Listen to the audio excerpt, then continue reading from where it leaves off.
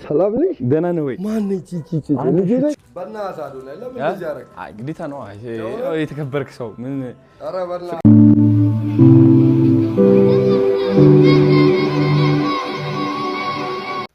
አዶናይ በፈጠረህ በነፍሴ ድረስ በፈጠረህ አርቲስት ነጻነት ወርቅነህ ከማረፉ በፊት ከባለቤቱ ጋር መፋታቱንና በዚህ ሰሞን ደግሞ መነጋገር የሆነው የባለቤቱ በቀብሩ ስነ ስርዓት ዕለት ያደረገችው አሳፋሪ ነገር እንዲሁም አሁን ያለው እይታ ምንድነው የሚለው በብዙዎች ዘንድ ቁጣን ቀስቅሷል።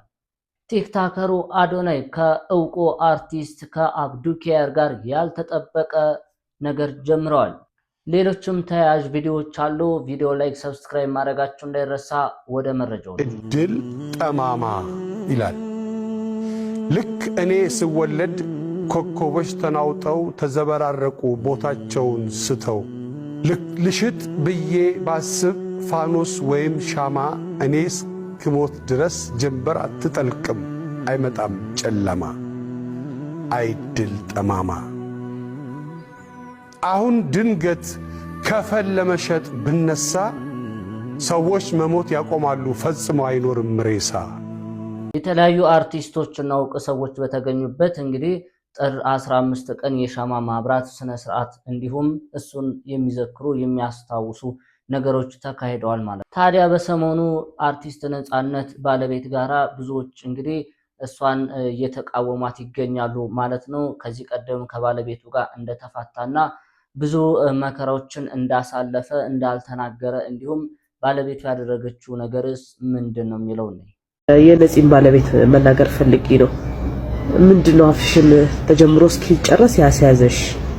ሲቀጥል ባል፣ የልጆች አባት፣ የአገር ድምቀት፣ የኢትዮጵያ ወርቃማ ልጅ ሲሞት አንቺ እንደተራሰው ወይም ደግሞ ጎረቤት ለቅሶ እንደተጠራሰው ማነው ጎረቤት ለቅሶ እንደሚደርስ ሰው አፍሽን አስይዞ የሚያስቀምጥ ነገር ምን ተገኘ? እኔ የምለው ግን ይሉኝታ የሚባል ነገር ኢትዮጵያ ውስጥ በቃ እንደ ቀልድ እየቀረ ነው ማለት ነው። የምናገረው ነገር ምንድነው? ሰውን ያስቀይማል አያስቀይምም ብሎ ማሰብ ምናምን ቀረ ማለት ነው። ከዚህ ከነጻነት ወርቅነህ ባለቤት ጋር በተገናኘ ይህንን ሳምንት መነጋገሪያ አድርገዋታል። በምን ምክንያት አፏን እንደሸፈነች ከሰማሁት መረጃ አንፃር መጨረሻ ላይ ነግራችኋለሁ። ነገር ግን አፍሽን ሸፍነሻል በሚል የወቀሳ ቪዲዮ እየሰራችሁ ያላችሁ አንድ ነገር ማወቅ አለባችሁ ብዬ ስላሰብኩ ነው። ነጻነት ወርቅነህን ምንም ያህል ብትወዱት እመኑኝ ከሷ በላይ ልትወዱት አትችሉ። በነጻነት ሞት ምንም ያህል ብታዝኑ እመኑኝ ከሷ በላይ እናንተ ልታዝኑ አትችሉ።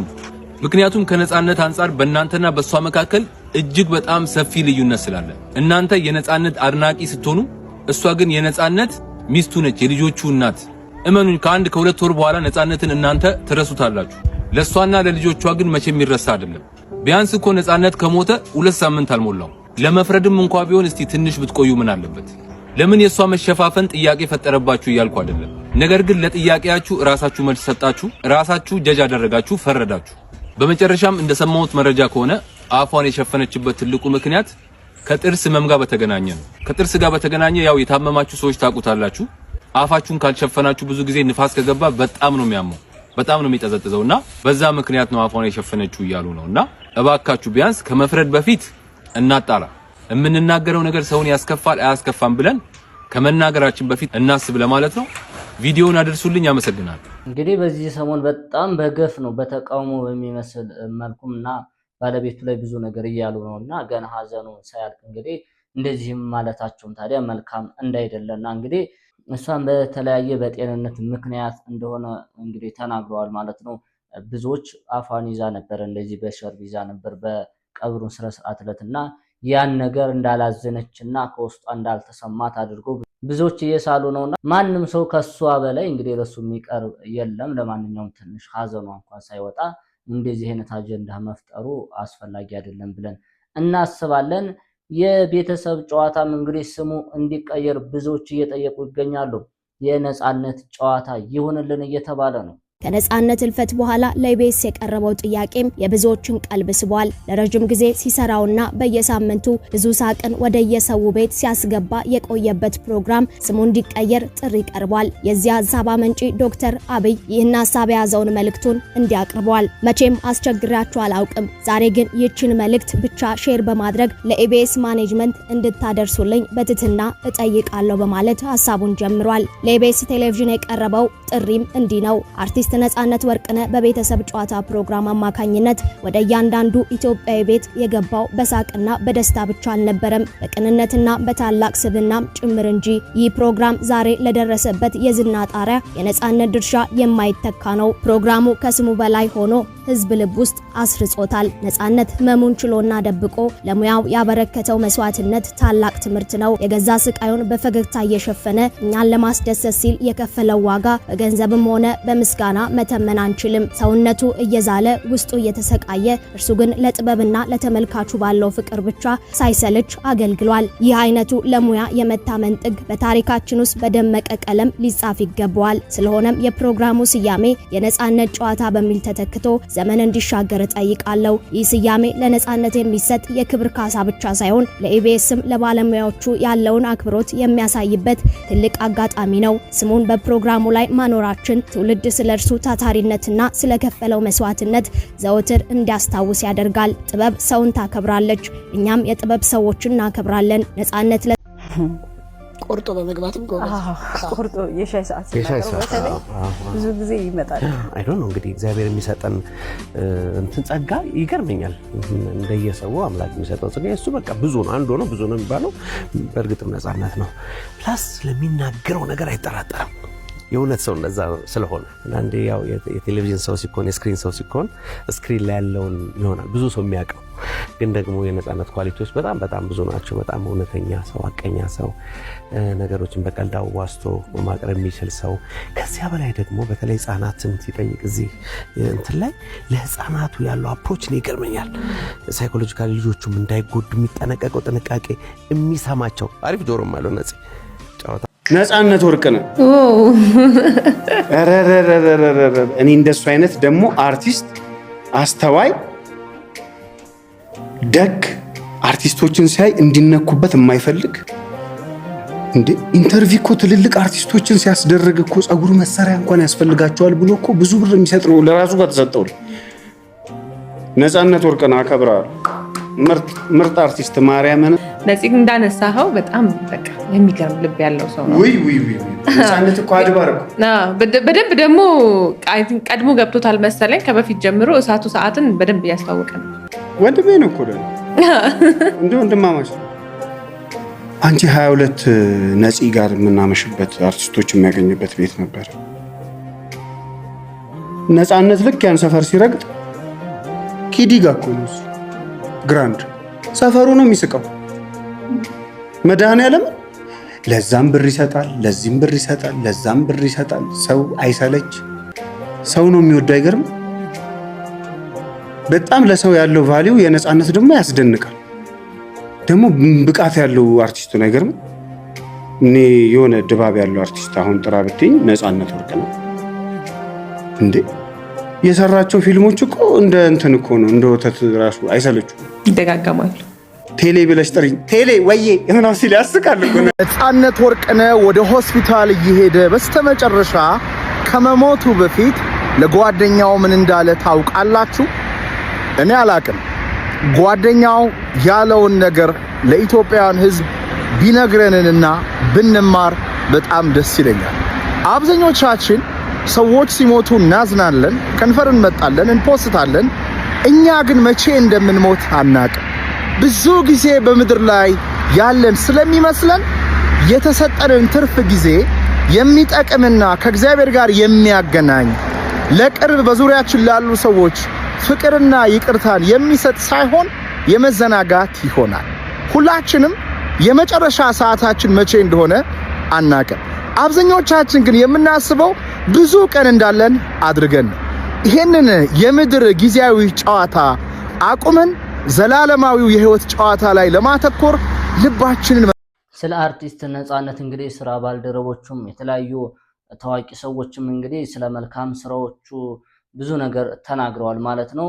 ገና ሳይሞትም ከሞተም በኋላም ነው ብዙዎቹ የተናገሩትና ለብዙዎች መልካም ነገርና አስተማሪ ነገርን ሰርቶ ያለፈ ነው ማለት ነው አርቲስቱ ማለት ነው። ታዲያ ብዙዎቹም ከባለቤቱ ጋር በተያያዘ ቅድም እንዳሳያችሁ በቪዲዮ ላይ እንግዲህ አንዳንድ ሐሳቦችን እያነሱ ይገኛሉ። በተለይም በዚህ ሰሞን በጣም መነጋገር የሆነው ከባለቤቱ ጋር መፋታቱን እንዲሁም ደግሞ እሷ ፍቅር እንደማትሰጠው አሁን ያለችውም አሜሪካ ስለሆነ የመጣችው ለቀብር ስነ ስርዓት ነው እዛ ነበር ያለችውና እንደሚታወቀውና ብዙዎች አሁን እየተቿት ይገኛሉ።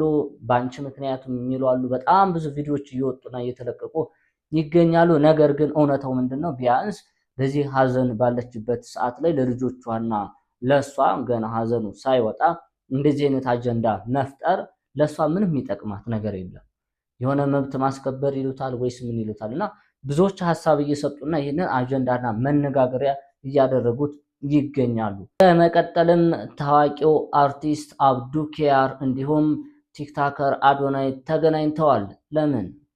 የኔ አባት ዘማን እንደምን አለ? ሰላም ነሽ? ደህና ነህ ወይ? ማን ነች እቺ? ሽቶ ሲገርም ቢቢሹ እኔ ማን ነኝ ታውቂኛለሽ?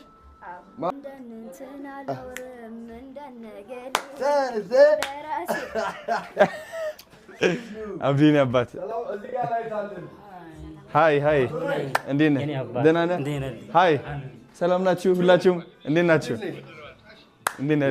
እንኳን ደህና መጣ። ቴንክ ዩ ነበር። አዲስ አበባ ተመችቶሃል? ታዲያስ ጥሩ ነው ያለ። ወደነዋል፣ ቢቢሹ ወደነዋል። ታሽልልኝ ይኸው ሰርፕራይዝ ይዘን መጥተናል አለ የኔ አባት። ይኸው ይሄ የሚያምር ሱፍ ነው ክላሲክ እናሳ። እዚህ ጋር ደግሞ የሚያምር ይኸው የሚያምር እንትናል እዚህ። አይ ሆፕ ትበቃለች። አዎ ጊፍት አይ ግዴታ ነው። የተከበርክ ሰው ምን ፍቅራችን ችግር የለውም የኔ አባት። እንዴት ነህ? ጩጮቹ ወደዋል ሁሉም። ኧረ እውነት አይ ነው አዲስ ነገር ነግረኸኛል። እስኪ ንገረኝ። አውርተን ነበርና እንግዲህ አዶናይ ብዙዎችን ማበረታታት የሚችለው ሲተዋወቅም እንግዲህ ከተላለ ሰዎች ጋር ደስ ብሏቸው ነው የሚተዋወቁትና አሁንም ሰርፕራይዝ ነው አዘጋጅቶ የሰጠው ለአብዱኪያር ማለት ነው። ትላልቅ ነገሮችን እንደሚሰሩና አሁን በኋላ ወጣቱ ላይ በደንብ እንደምንሰራና የተለያዩ ነገሮችን እንደምናደርግ ወጣቱ ላይ ለውጥ እንደምናመጣ ተስፋለን እያለ ነበር። እንግዲህ አብዱኪያርም ለወጣቶች ለኢትዮጵያውያኖች ያሳለፈውን ነገርና ለወጣቶች ይህ ምክር አለኝ ብሏል። ለአባቴ አብዱኪያር እንደዚህ ስትሾፈው እኔ ልንገር ቺኮቹም ልንገራቸው የሆነ ዛሬ እንደዚህ ዝንጥ ብለን ምናምን ሰክሰስፉል ምናምን ስንት ነገር ታሽተን ስንት አፈር በልተን የሚያጣጥላለ መንገድ የሚዘጋለ ምናል ስንት ሐስል ሁላሉ ጋይስ ከማን ያው መውደቅ እንዳትፈራ ማንንም ሰው መውደቅ እንዳይፈራ። ጩጮቹም እኮ አሁን ያሳዝኗል። አሁን በቀደም እኔ የሰማሁት ከባድ ነው። ላይቭ ቲክቶክ ላይ ራሳቸው የሚገሉ ልጆች አሉ። ሰይፉ can you believe that? ከመረሩ እንግዲህ ሀገር ያወቀውን ሀገር ያላወቀው ጨንቆት ሱሳይድ የሚያደርግ ሰው እኮ አለ ማለት በቃ የሆነ ታላቅ ወንድም የላቸውም። አይዞ የሚል የላቸውም። እቅፍ አድርጎ ፓፓ አንቺ እኮ አሪፍ ነሽ እንዴ እኮ በቃ አንተ መስመር ትንሽ ነው ግፊን አብሽር ምናምን ብለህ ትንሽ ገፋው እኮ ይጨራል።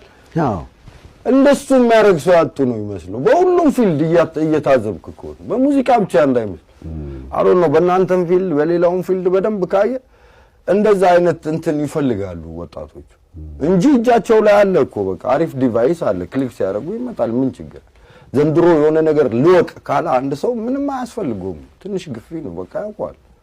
ግን ያኛው ኮንፊደንሱ ላይ መጣ ይችላል ወይ እጅ ሲያጥር ደግሞ አንዳንዴ ሁሉ ነገር እንትን ይላል ምናምን ሆዲ በሰውና በቃ ለቶ ምናምን ይላል እንጂ ብዙ እንደዚህ ፖዚቲቭ የሆኑ ኢነርጂ የሚሰጡ ዘፈኖች ብዙ ብሰራ ደስ ይለኛል። ግን ከሱ ውጪ ለአመት ተ8 ወር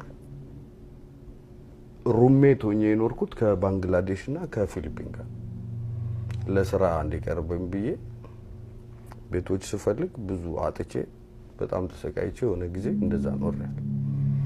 ሶ እዛ ማታ ማታ የሆነ ጨዋታ ጀመርን። እነሱን ሀሁ አስተምራለሁ። እነሱ ደግሞ ባንግላዴሹም ያው ሾሪያ የሚባል እነሱ እንትላለ እነሱ ሀሁ መሆኑን እሱን ያስተምረናል። ፊሊፒኑ ደግሞ አንዳንድ ቃል ያስተምረኛል። አሁን በፊሊፒንኛ አንድ ዘፈን 2-3 ዘፈን ለምጃለሁ ሊሪክሱን አጥልቼ ማለት እንደሰማችሁት ማለት ነው። የሚገርም ተሞክሮ ነው ያካፈለን ማለት ነው።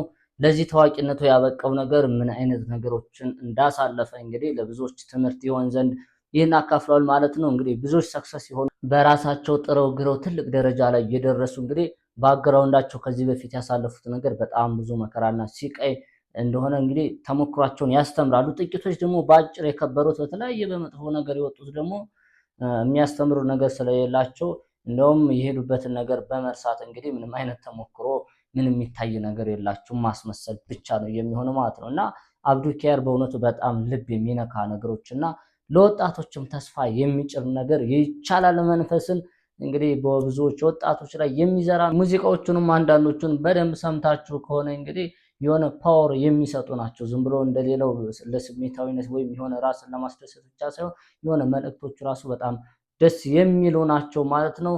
ከአዶናይ ጋር ታዲያ በቀጣይ በትላልቅ ስራዎች እንደሚገናኙና እንግዲህ እሱም ብዙ ነገሮችን እንዳሰበ አካፍሎናል ማለት ነው። እንዴት አያችሁት? በቀጣይ በሌላ ቪዲዮ እስከምንገናኝ ሐሳብ አስተያየታችሁን አስፍሩ።